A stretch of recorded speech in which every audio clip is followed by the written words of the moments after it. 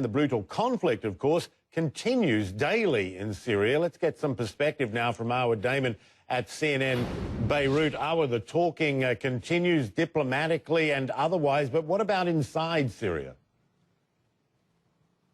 Well, that's exactly why all of that diplomatic wrangling is such a source of bitter frustration for all of the opposition members, and even Syrian civilians on both sides of the spectrum have really been bearing the brunt of this violence. Just to give you one example, Michael, late last night, before President Obama spoke, I was Skyping with an activist who is inside a neighborhood, a town that is just outside of Damascus. He was saying that they have been under siege for months now. They've effectively run out of food and medical supplies. Children there are suffering greatly. And he was saying, people would stop talking if just one of these key leaders would come and live the way we are for an hour, not even a day, just an hour, to feel the fear that just grips you when you hear incoming artillery, incoming bombs, not knowing where it's going to strike. That even greater fear when a bomb does strike nearby and you can try to duck from the shower that is created by the shrapnel, running outside, seeing all of the victims, trying to tend to the wounded.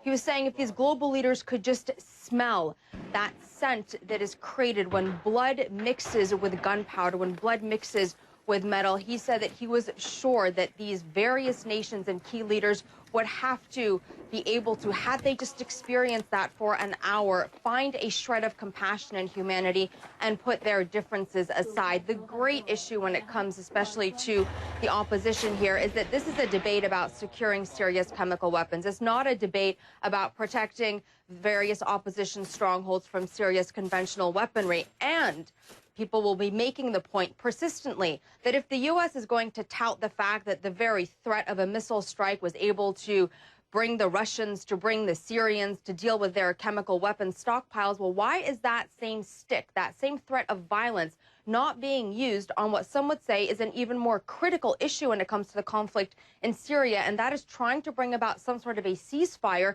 to, at the very least, Michael, open humanitarian corridors into these various besieged areas throughout the entire country. Yeah, all good information there.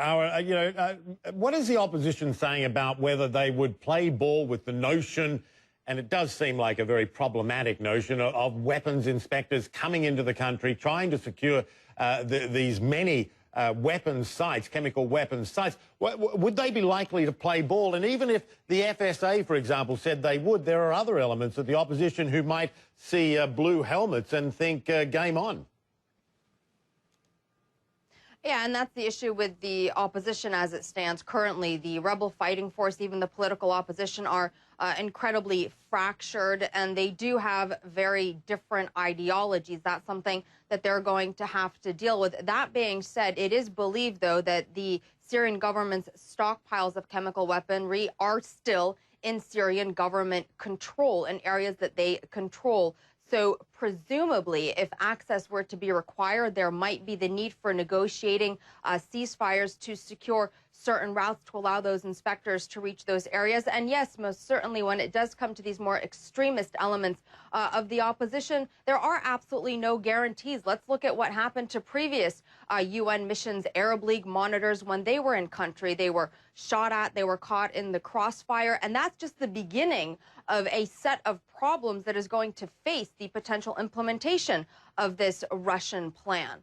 If it does move forward, just identifying the sites could take weeks, securing them months, and actually destroying the stockpiles, experts say that could take years, Michael. Awa Damon there in Beirut. Appreciate it as always, Awa. Thanks so much.